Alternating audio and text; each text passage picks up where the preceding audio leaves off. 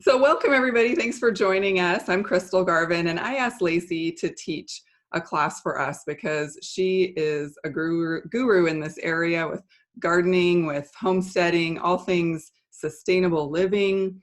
I've learned so much from her, and she's really inspired me in all of these areas. She's also a homeschool mom of four, and they've built an amazing um, just an amazing empire, I want to call it, because of all that they teach, all that they do, all that they offer. And I originally met Lacey 14 years ago almost. We were in some similar circles and ventures. I had just moved to North Carolina 14 years ago, and we met through some mom groups and some natural living groups, and we were both entrepreneurs. So we had those things in common and got to be friends. We've been friends for 14 years, and I have learned a lot from her and been so inspired by her. She and her husband homestead, and they have animals and plants and all kinds of amazing things they teach people and do for people and with people. They have an amazing community. So I love that we get to learn from her about specifically using essential oils with gardening. And I'm going to turn it over to her and learn right along with all of you. Aw. Hey everyone. Okay, so I'm really excited about this. I'm actually looking for something just to pull up while we're talking to keep me on track. Yay, I found it. Okay.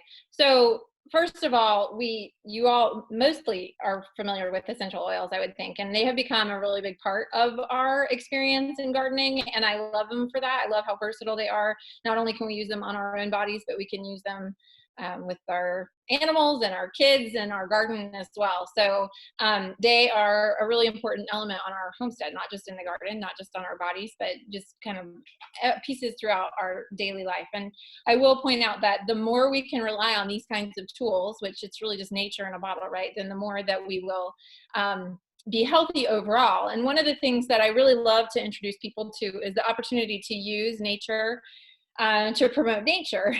So we are nature, and we're made of the same stuff that the earth is made of. And so when we think of our lives like that, it helps us a little bit, because I think sometimes we feel like we have to find this perfect key that's going to intervene and sort of take over and fix everything. But the truth is that we have all we need around us.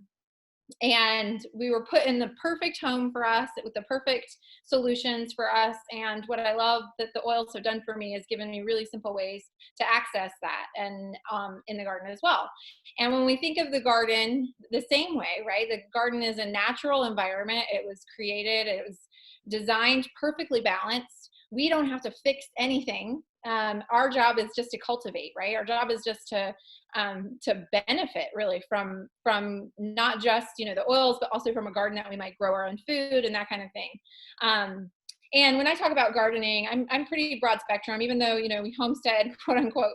I've done a lot of really terrible things in the garden, and I hope that you do too, because that's actually the best way to learn. No one is going to have all the answers for you. You're going to have to experience and play and get comfortable with failing and plants dying, and knowing that that's a part of the cycle of learning and life in general. And that is one of the biggest life lessons of being on the homestead. Is animals will die, and it's hard, but it is a part of the process. And honestly, the harder parts make the more beautiful parts even more beautiful. So keeping that in mind, know that what I am sharing with you is all what I've learned personally, what I've read in books, and what I've applied and tried and have found to be tried and true. And I actually did make a printout for you guys.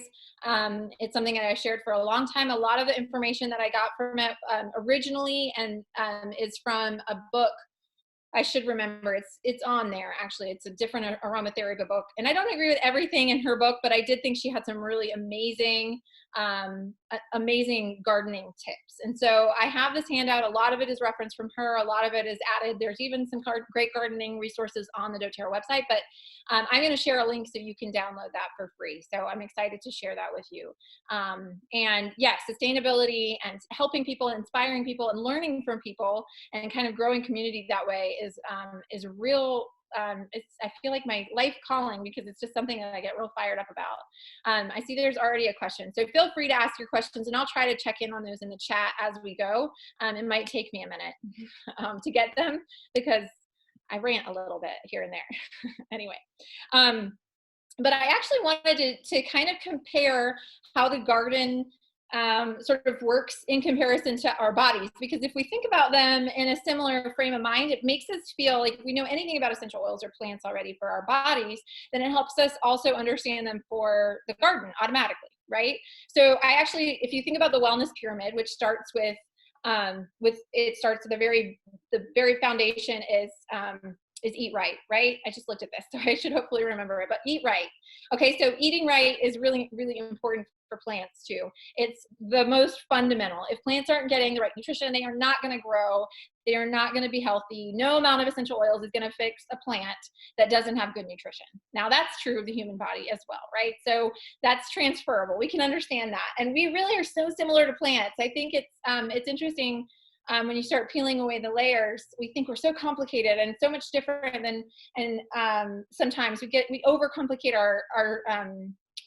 our lives really.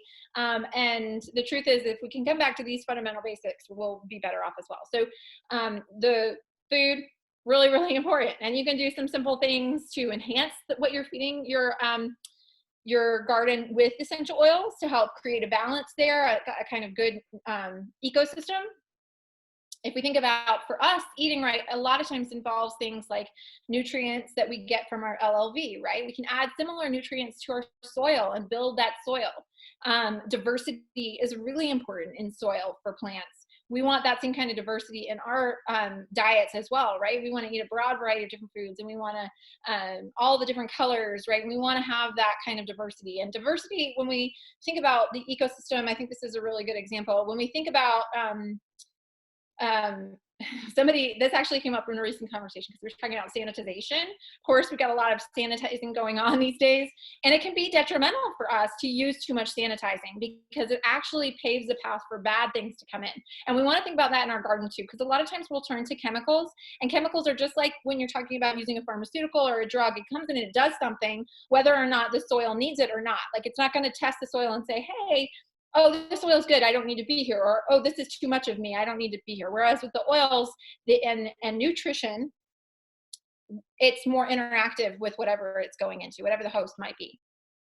So diversity is really important. So we want to think about composting. We want to think about adding different nutrients in, and we can use the oils to kind of help that balance, because a lot of times things will get out of balance, and it will start thinking about like funguses and molds, maybe pests that are prolific, and we want to restore that balance and add in a different bug. We never want to just entirely get rid of things, okay? It may feel like you do. It may feel like you really, really, really, really want those squash bugs to just all die. I promise you, you'll feel that at some point if you ever grow squashes. But the truth of the matter is it's not really the best case scenario for us to just eliminate squash bugs from the environment, because they are filling a niche and they're feeding something else, or they're eating something else. And if we get rid of that, it throws the whole thing out of whack. And then it takes even longer for us to regain that sort of balance that we really, really thrive in. And that is true in the garden as well.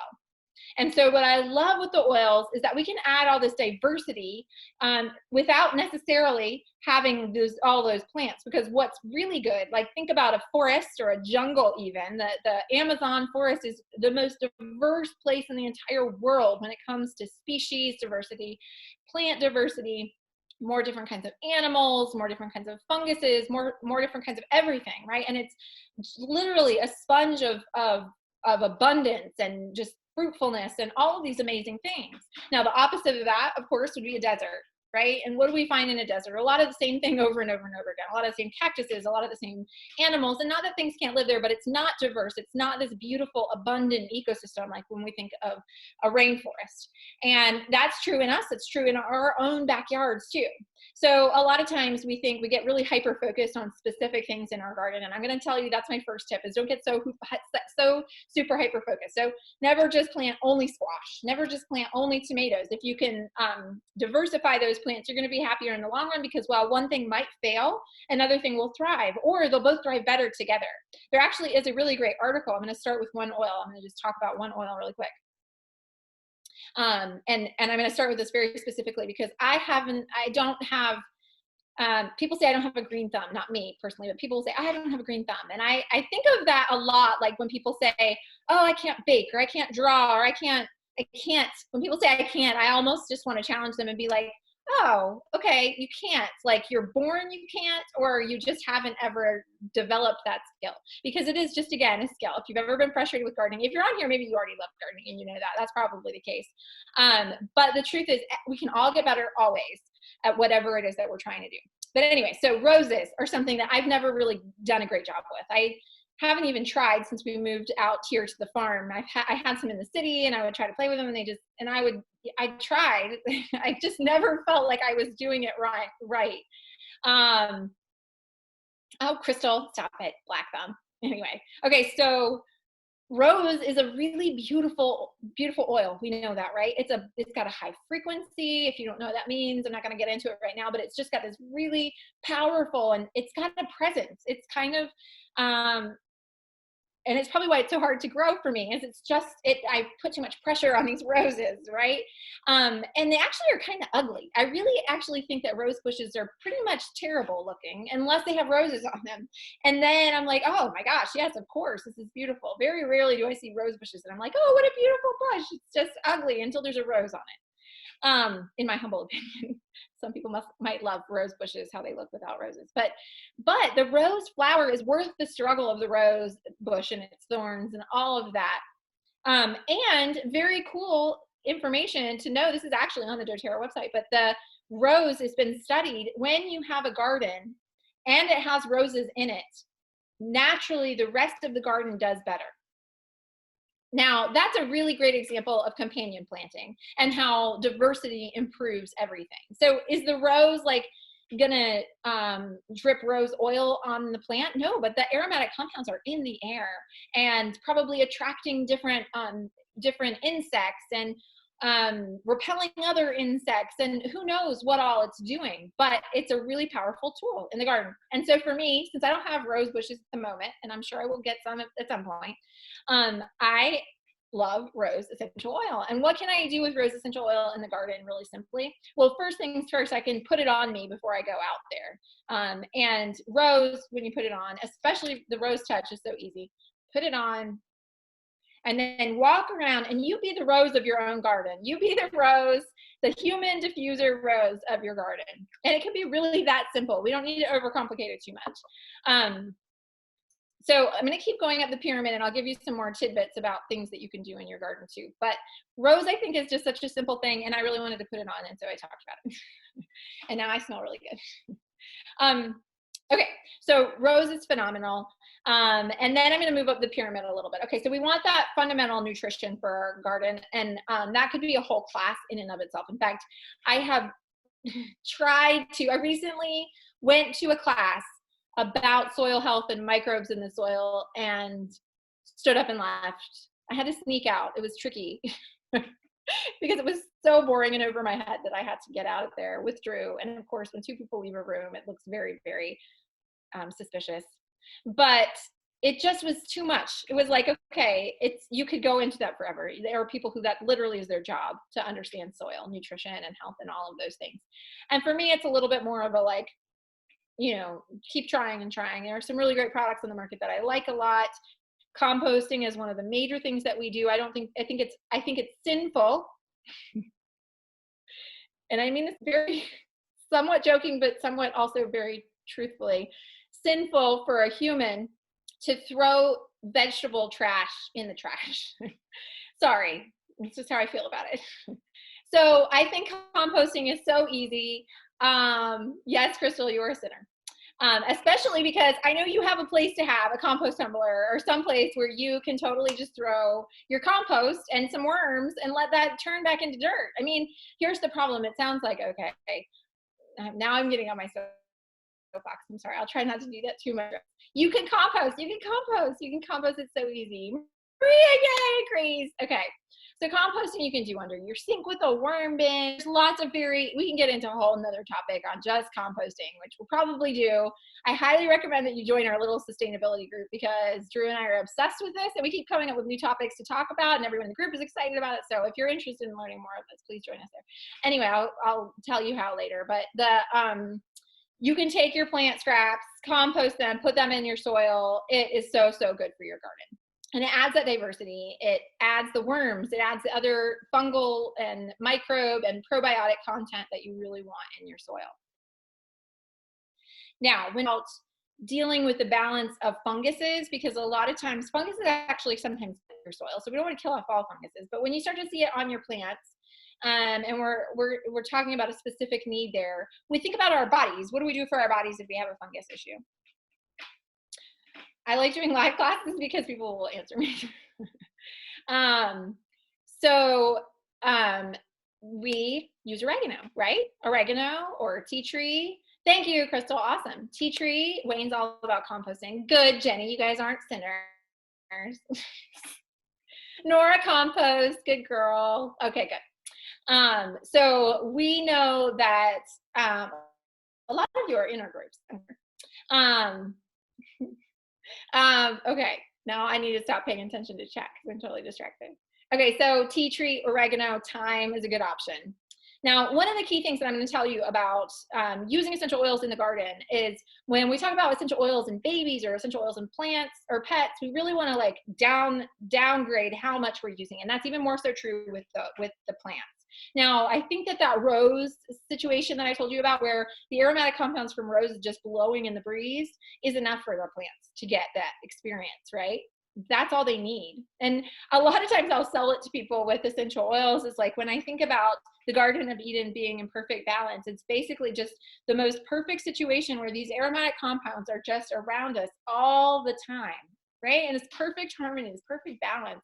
How beautiful does that sound? It sounds amazing, right? So we recreate that in our garden. I actually had a revelation the other day. I don't know if I should include this. I'm getting too religious for you guys. Maybe not. Maybe you love it. And this is totally just like me randomly saying something to Drew, but that the Garden of Eden is where we're meant to be, right? The garden is where we're meant to be. Right now, I'm feeling that more than ever. Every time I walk into my garden, I feel better. And it's not because I have the most amazing garden. I really don't. It's, messy. There's stuff everywhere. I can think of a million things every time I walk out there that I need to do, but I love it out there. And the more you dig your hands in the dirt, the more you watch something go from seed to fruit, to flower, to whatever, the more in tune and the more connected I feel. And I think that's something that's really missing in today's world. And so that's me on my soapbox saying that if we would all just go back to the garden, things would be a lot better. I was thinking about, Adam and Eve leave the garden and to toil. And I think about people in like office spaces, like toiling away, trying to avoid having to do the hard work of working in the garden, when the truth of it is, if they just got back to the garden, they'd be much better off. And that is totally like, some people hate to garden. So don't be offended, but that was my thought. Anyway, okay, so I'm going to talk about the second level. What's the second level? Eat right, exercise. So this one's kind of a silly one, but it is actually very true. So plants actually thrive when they blow in the wind and when they move about and when there's action around them. It helps them dig roots even more deeply into the ground, right? And it helps when you have deeper roots to absorb more nutrition, to grow more straight and strong, and all of these different things. So exercise for plants is a little different. You will see plants move a lot, actually. We think that they're kind of stationary, but they're video from the top, a time-lapse video, and you see the tops of the trees. They move like crazy. You think, oh, the leaves just bend, but these trees, they almost move like in like concentric circles. It's crazy to watch this video. We do a lot of that as well. Our plants really do, they move around, and you'll watch, if you observe your garden or your plants, even in your windows, they move. And something that makes your plants healthier, if you have them is turning them around. I specifically sat here so I can show you. So these are some of our sweet potato slips. Just something that we have on the garden, but you can see they're here and they'll start reaching for the sun. So we'll turn them around and we'll turn them around, and that keeps them growing stronger and healthier too. Jenny has something to say about my Garden of Eden statement. What did you say, Jenny? So good. There's definitely something so special about being in the garden. Yes. Place. I love to pray and worship, but yes, absolutely. Okay, good. I'm not the only crazy person out there. All right, so movement. We do want our plants to move. Now, I'm not going to apply blue to help my plants with their exercise, but it is just something funny, I think, to keep in mind. When we're relating the plants to ourselves, I can't think of an oil to compare to that we would use. But what's next? Reduce and manage stress, right? This one is huge. Our plants, if they're stressed out, will not produce fruit. They will die. They will reach. They will yellow. They will mold more. They will be weak when predators come. So we don't want to stress our plants out. We want them to have, be able to rest in whatever way plants rest, right? So what does that mean? It means they need to be watered, right? They need to be fed, nutritionally speaking, and constant movement. And maybe, I don't know, you can really kind of read between the lines there, but watering is one of the main things that you really want to think about. You want them to have enough sunlight for whatever they need, and just not let them be stressed out. Now, there are some plants that actually don't do too well together, and that can stress them out, but for the most part, you can deal with any of the things that don't like to be together by adding a third thing or a fourth thing, and just adding diversity, and they'll be fine. Like people, they need water to not be stressed. Is that what you're saying? Or if they don't like each other, so they add a third person and they'll be fine. Anyway, other people's stress, totally true. Totally true. And then if you add a third person, it's usually fine. Okay. So reduce and manage stress, for sure. That's helpful. We want our plants to thrive and be in a place where they feel comfortable and confident and can do what they need to do to grow healthy and strong. A lot of times this is relieving pest pressure. Now, that is where the oils come in and play a pretty powerful role. So when we're talking about removing pest pressure, we're really talking about insects that are either too prolific or like out of balance, usually is the situation. Or when a plant is really young, it needs to be more protected, especially seedlings, right, from slugs, right? Slugs are like, I hate slugs, they're terrible. And slugs will destroy a seedling. It's very inception, right? The little leaves come out and you're like, oh my gosh, it's gonna live and be beautiful. And then a slug just decapitates it. It's terrible. So slugs are the worst thing ever.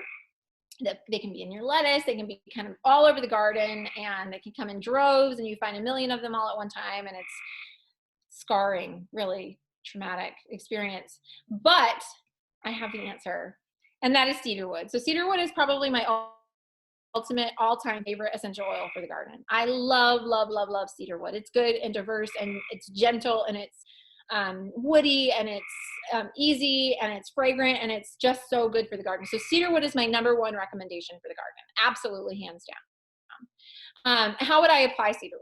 I'll list off a few of the ways that I like to use essential oils in the garden. And it kind of just, it floats like what do I have? What's the easiest thing? How am I going to do this? So if you don't have some of these sprayers, these are the continuous spray sprayers from doTERRA. I do really like these, especially in the garden, because one, I do put my cleaner in here, but I find I don't like my cleaner in here because I have to refill it too frequently.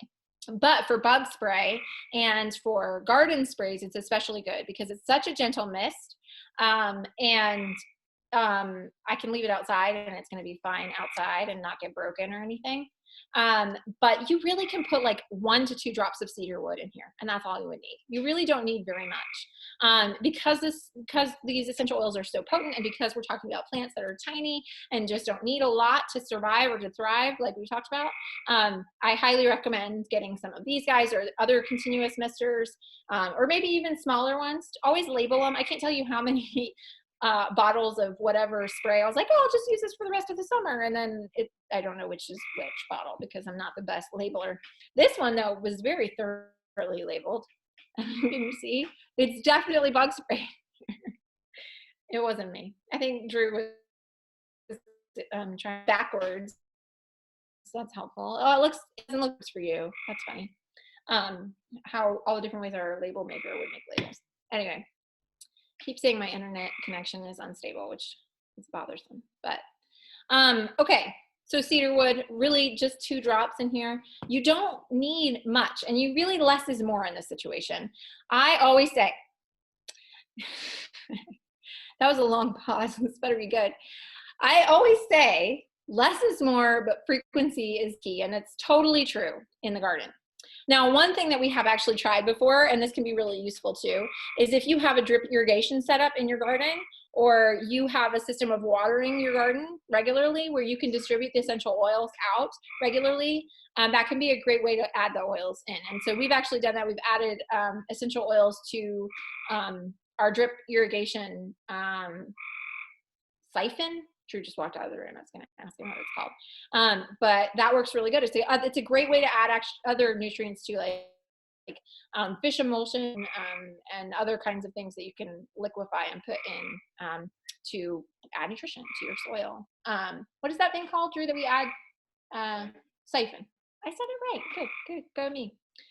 Anyway, so cedarwood is my #1 recommendation. Now, some other ways that we use essential oils is hanging things. You can get cloth fabric and hang it throughout your garden, and you can add the essential oils onto that fabric pretty easily.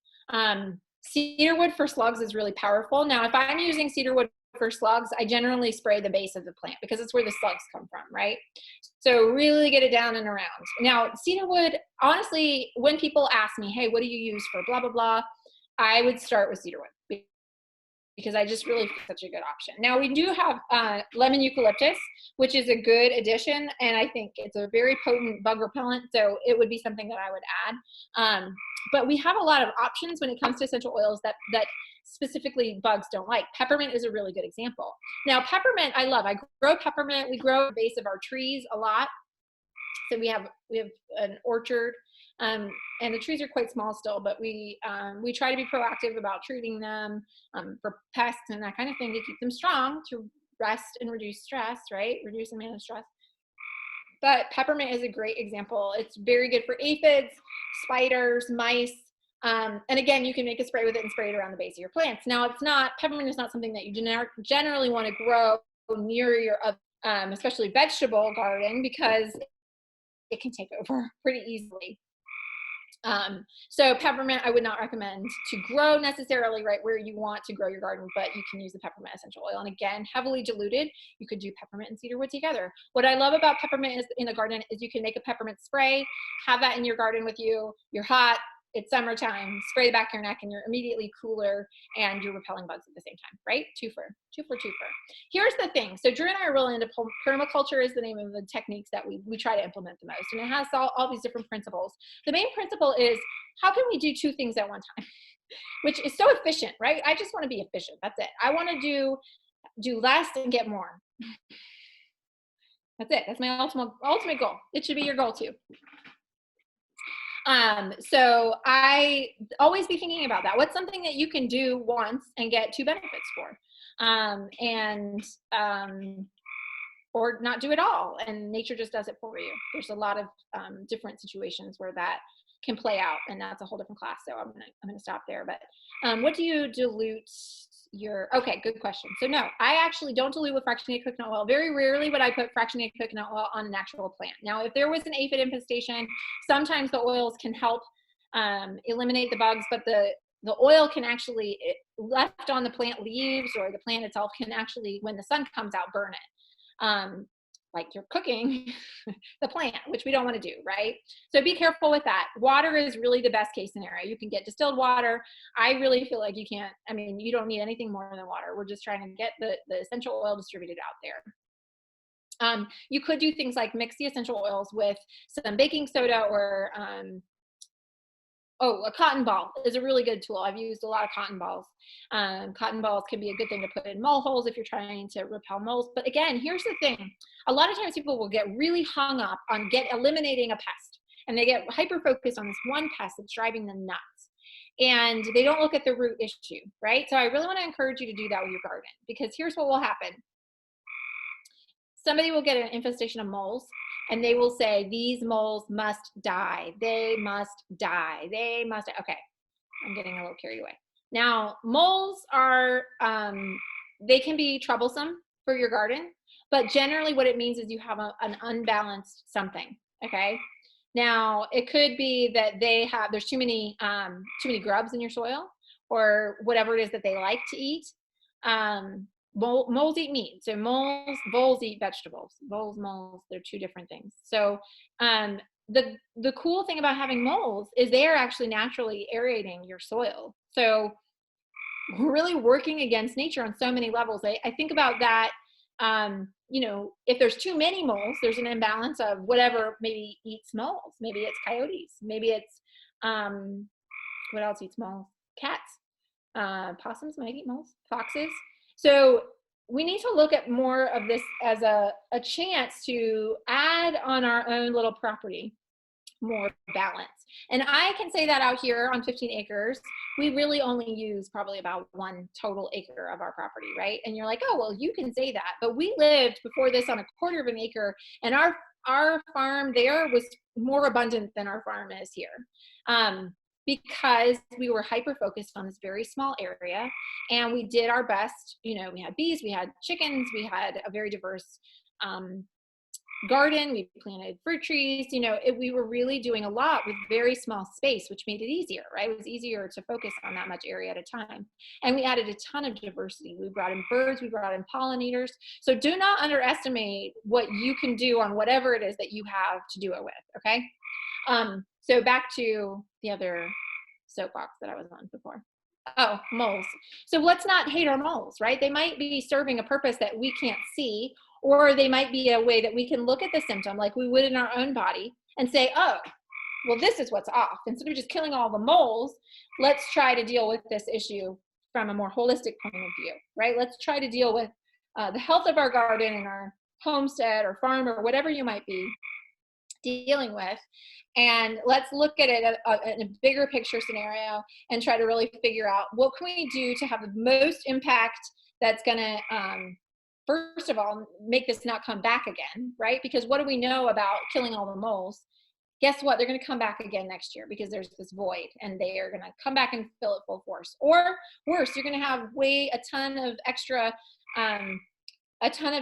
bugs in your life, because those moles like to eat all those things under the ground. Did you know that? They like to eat the things that eat the grass and the vegetables and the other critters. So there's this balance that we really need to keep in mind when we're talking about a holistic gardening style. And of course, essential oils fit right in. Now, if you're just trying to kind of maybe push back the moles a little bit and deal with it, that totally makes sense to me. And you can use cotton balls, put some cedar wood or some peppermint on them, and drop them into the holes. Now, the truth of the matter is that I don't think you can go wrong with oils when it comes to dealing with moles or voles, because they don't like smells other than their smell. It's probably going to be too much for them.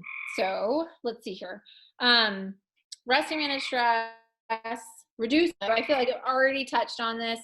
And I think that the oils give us a huge opportunity to reduce our toxic load, because we can reduce the need, or I feel like need is not the right word, the craving to use things like Sevin dust or other weed killers or animal killers, insecticides, pesticides, fungicides.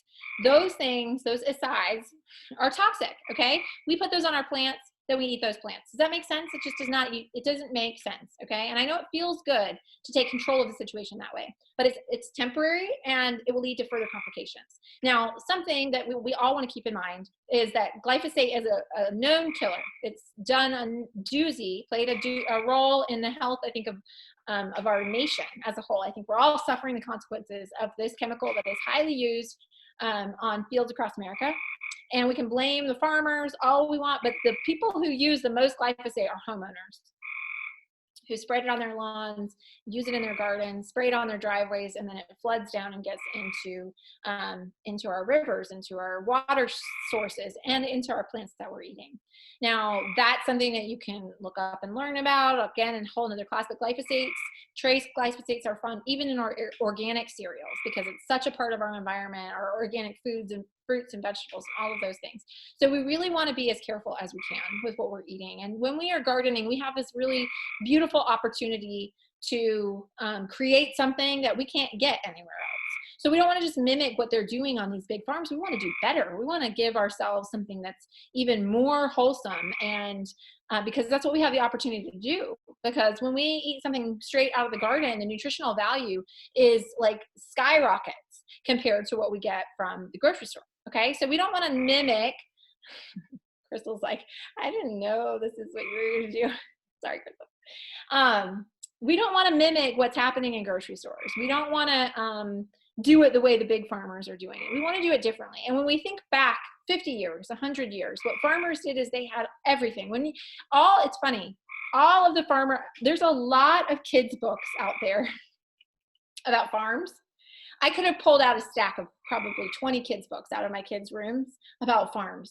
And can I tell you that there wasn't one single wheat, soybean, corn farm in any of those books? They're these beautiful little, beautiful, diverse farms where they have a cow and they have a horse and they have some chickens and they have pigs and they have ducks and they have a little bit of everything. They have a garden, and that is where the miracle of abundance lies. It really is. And I think that the more we can do individually to reconnect with that beautiful vision, the better we're going to feel, and the more excited everyone else is going to be to do the same. And that's where we really want to see all of this go. And of course, essential oils have everything to do with that. Sorry, I'm coming back. Okay, a couple of questions from Facebook. What can I spray on broccoli? Okay, what do I use instead of Seven Dust? So that's a big question, because Seven Dust, I honestly don't even know exactly specifically what Seven Dust is used for, because I have never used it. Thank heaven. I never got hooked on it, right? And that's again, like we look at our own health and it's the same, right? Like I never started taking a medication, and thank heavens, because I know how much harder it is to turn away from it after you've started relying on it, right? And because the impact of Seven Dust will take a little while to get back away from. So a really good example of this is our hatred of the dandelion. Okay, this is my dandelion bit. So dandelions are this terrible weed, right, that are infesting gardens and beautiful green lawns across America for like the last 30 years. But the problem is that dandelions have a very specific job to do. So it's like picking a scab, right? Dandelions are amazing. Tanya, I love you. Tanya, I'm sorry, I don't know how to say it because people are different. But I'm going to come back to what to use instead of Seven Dust. I'm not forgetting you. I'm coming to dandelions because dandelions are a very powerful healer. And their job is to heal. And we can keep picking them out and picking them out and picking them out. But the problem is that their job is to heal, and they're not going to stop until it's done. And so we can either embrace that and say, thank you, dandelion. Thank you for doing your job. Thank you for filling in this hole here that needs to be filled, and enjoy that we understand how it's working. Or we can keep picking that scab out and picking that scab out, picking that scab out, and it's not good. Clover too. Clover, there's so many plants. All plants really have a job, and they know what they're supposed to do. And so all we want to do is manipulate what they're supposed to do for our benefit, right? That's it. That's all we want to do. So I promise you that's what we were designed to do too. So this is exciting, right? This is exciting when you're like, oh, I can let that dandelion live. And not only can you let it live, you can harvest it, you can eat that root, and you can benefit from it in so many levels. It's great for your liver as a tonic. It's an incredible, incredible herb, and it's in several of our supplements, at least one. I think it's definitely in Zendocrine Complex, and I think it might be in another one. But these plants have a purpose. A grand design far beyond what we maybe understand. And so it's all just about learning how can we facilitate that grand design in a way that gives us the most benefit. And I promise you will get the most benefit if you just manipulate it this way. And I promise you it's true. So look it up. Seven Dust is a killer of insects. It's an insecticide. We do not want to kill insects. Okay. That's not our goal anymore. Oh, is that scary?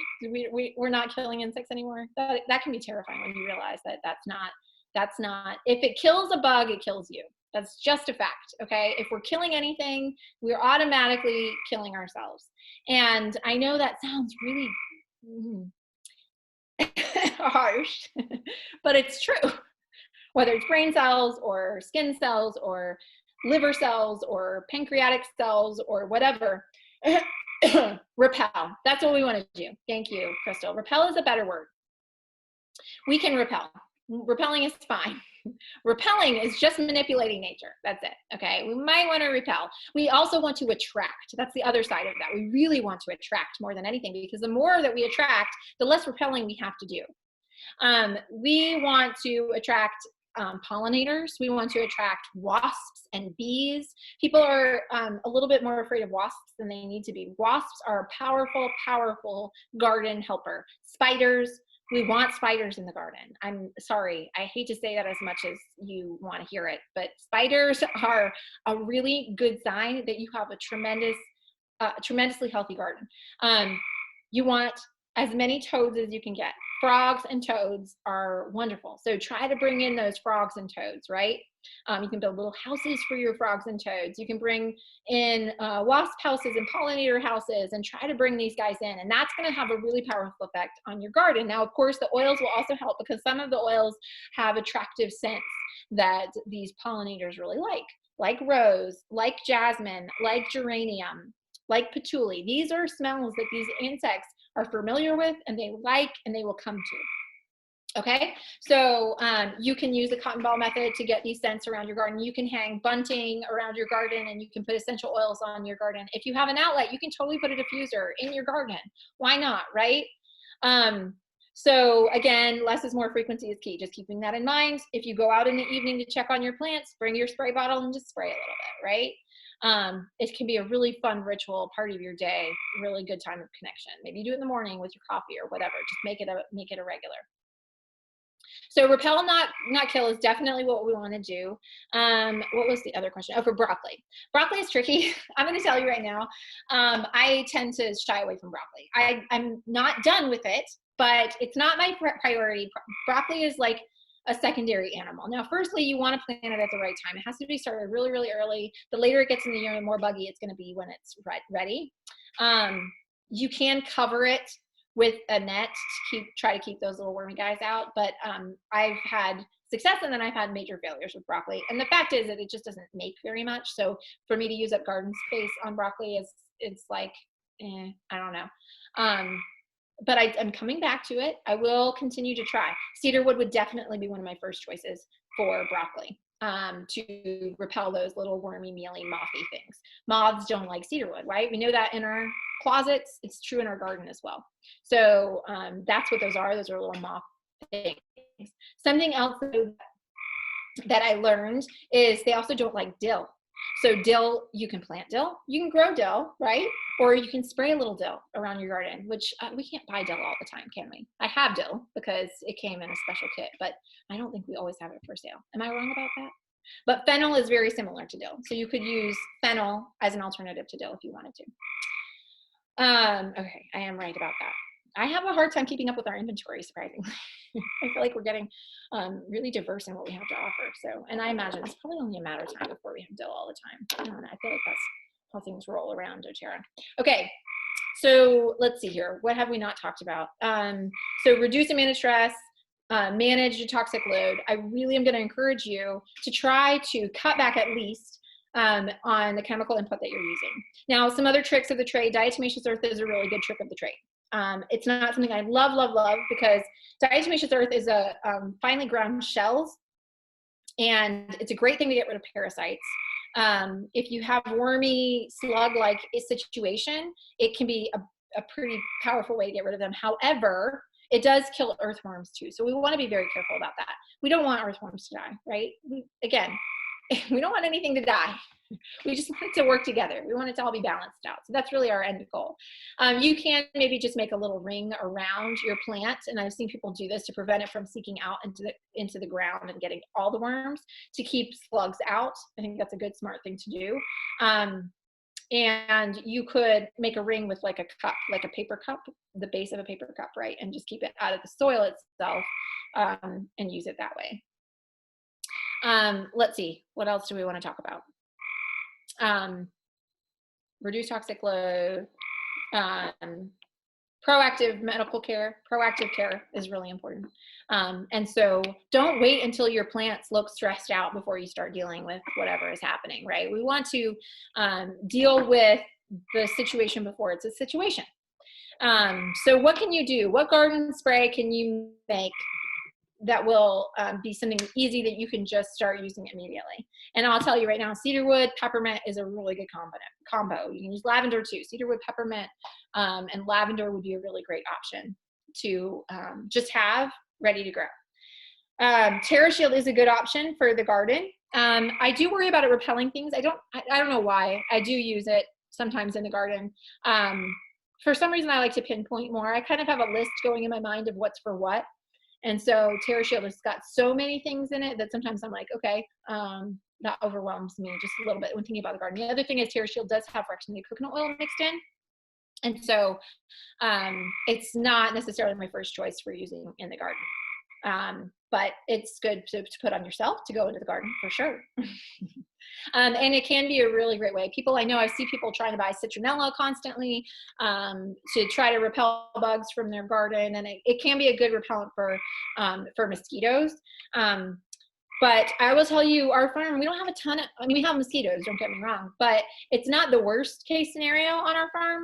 I think that we do a good job of keeping, we have tons of birds because we have so many berries. Right now, mulberries are in season, and then we'll have elderberries and blueberries and raspberries and blackberries. So the birds descend on our house and they eat mosquitoes, right? And bats, we try to keep our house very friendly to bats. So again, it's about attracting the right kinds of things to balance out the bad kinds of things, right? I love how this correlates with us too, right? It's true, it's true. Okay.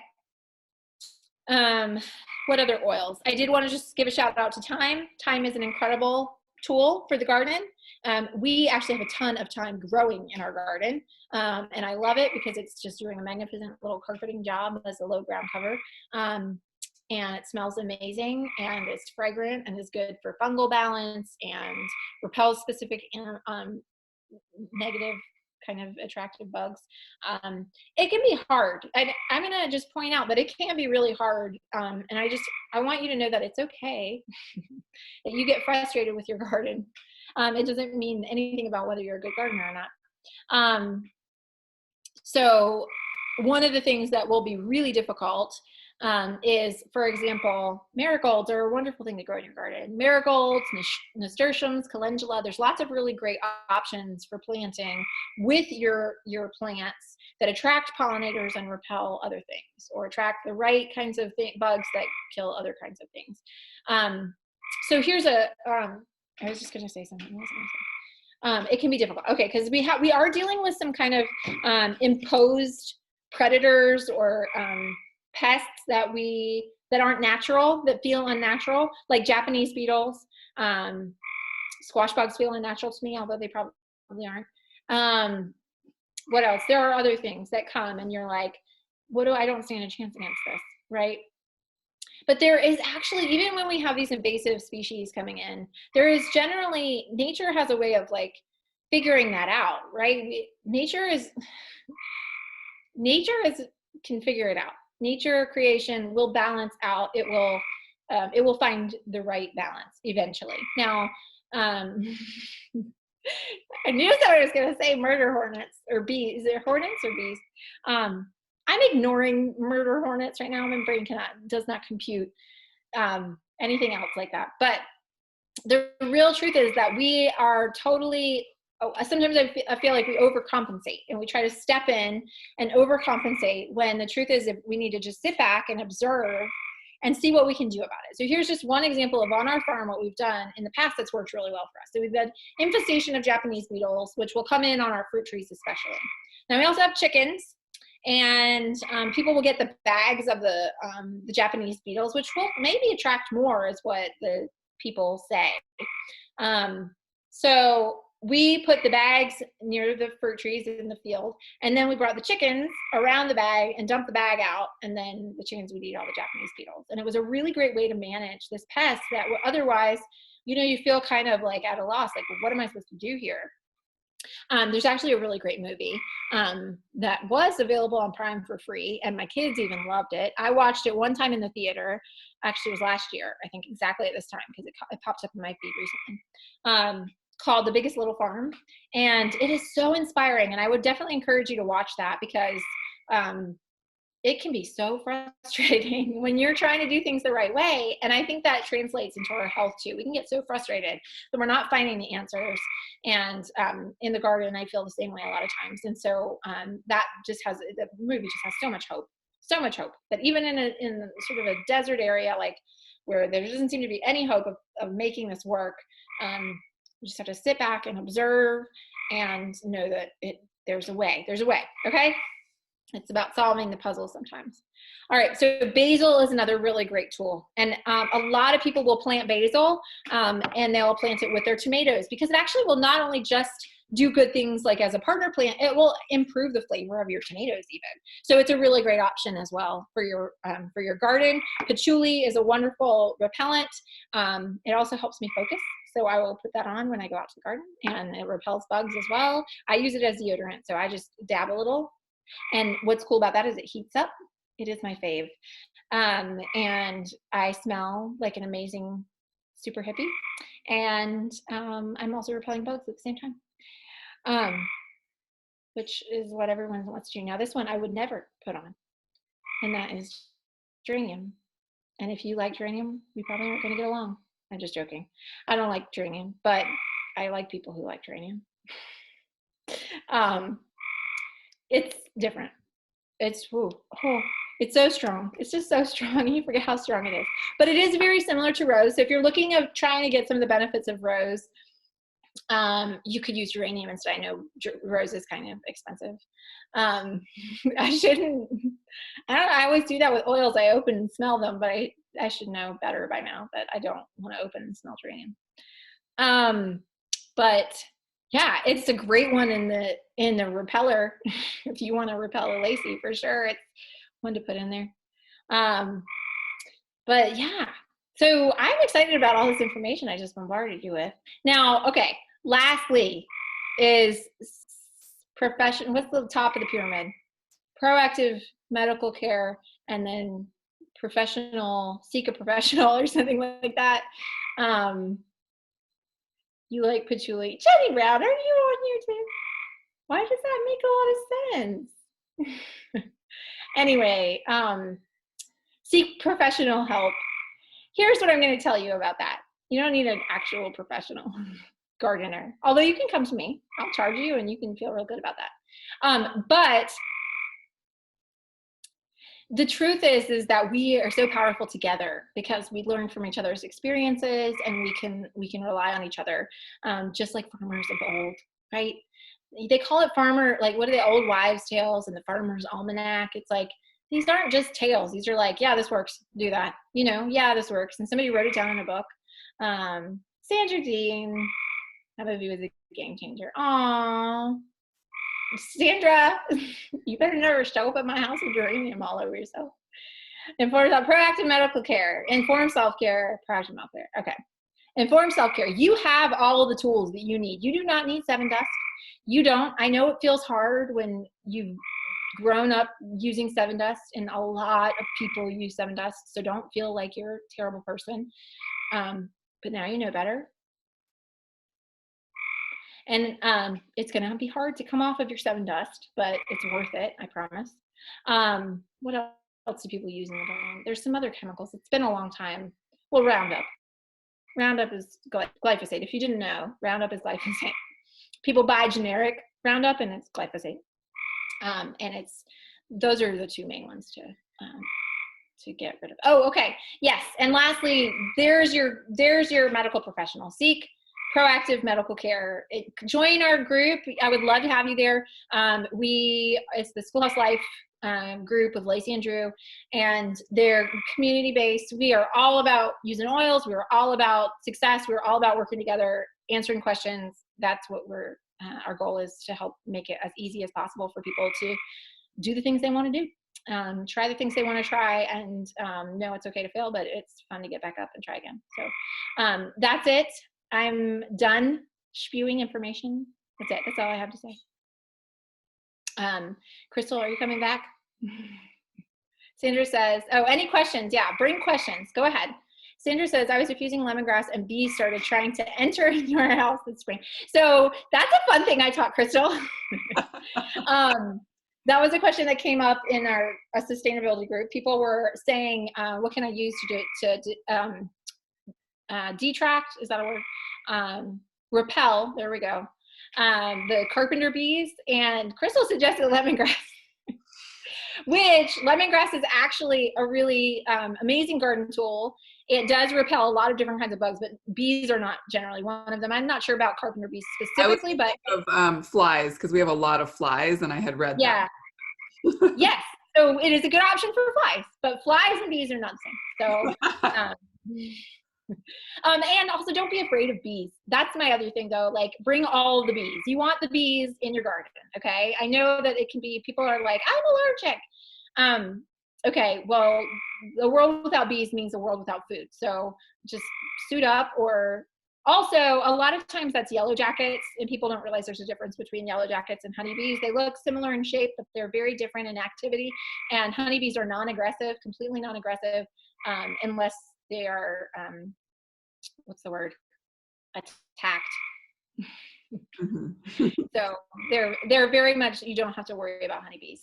I can say that because I keep bees and I actually have never even been stung by a honeybee. Wow. So, it's not a super common thing. Drew has been stung a lot, but that's because he's also tried to do beekeeping without gear, which is just, that's just stupidity. But anyway. I'm looking at questions on Facebook. Okay. Just continued, like, bugs are eating my garden, especially broccoli. Bugs are eating it all. And suggested the nets. You said cedarwood. For sure. Peppermint. So a few suggestions. So identifying what bug it is going to be a huge, like, knowing what you're dealing with is really helpful. Some really good bugs that you want to attract, like ladybugs, can be really powerful way to control things like aphids in your garden, if aphids are what you're dealing with. And again, cedarwood is just my go-to for any of that kind of stuff. Peppermint is particularly good for aphids. Spearmint would be another good option. And I list that out on our sheet that I will have a link in our group that you can get. So just easily download the sheet, the PDF, and it's on both sides and it tells you what bug, what oil. So that will be really easy. That's why I didn't do a ton of that on the call today, but that will be really helpful for pinpointing the specific thing. Oh, Jenny says she's going to have to wait and watch it. Good. This will have a lot of fuel for him to make fun of me. And I think that'll be good for him. I'm so sad. I literally have a phobia of anything that goes boo. Tanya, Tanya. Do you know if it's Tanya or Tanya? It's Tanya. Tanya, okay. Yeah, that's pretty normal. It's not that uncommon. What I would say is you wear some lavender. Calm yourself down. Calm yourself. No, won't that attract them? No, not bee. I don't think so. Well, our friend Christy, she has curly hair. Yes. Loves lavender, and she wears it all the time like perfume. And she puts it in her hair sometimes just because then she can diffuse it and smell it. And she was attracting bees, and they were like getting stuck in her hair. So she. What? That's crazy. That's funny. Yeah. Oh, that's really. Yes. Yeah, no, I've never experienced that issue of bugs being more attracted to me because I smell good, like oils. I don't know. Lauren Doyle asks, what about hornworms? Is that on your list? So, okay, hornworms were, I think they might be on the list. I can't remember for sure. But hornworms are the devil in a little green body. But actually the best case scenario for hornworms is to get as many wasps in your garden as you possibly can. The wasps lay their eggs on these hornworms, and those eggs, when they wake up, they eat that hornworm from the inside out. It's the most beautiful thing to watch. To specifically repel them, so I would say basil, just because I know basil is a really great companion plant for tomatoes and helps repel the things that kill tomatoes, and hornworms are definitely a tomato issue. So, so Lauren, I hope that helps. And hi, how are you? Well, thank you so much. Everybody join the group, and you'll get the handout she talked about that you can print, and you can ask questions there.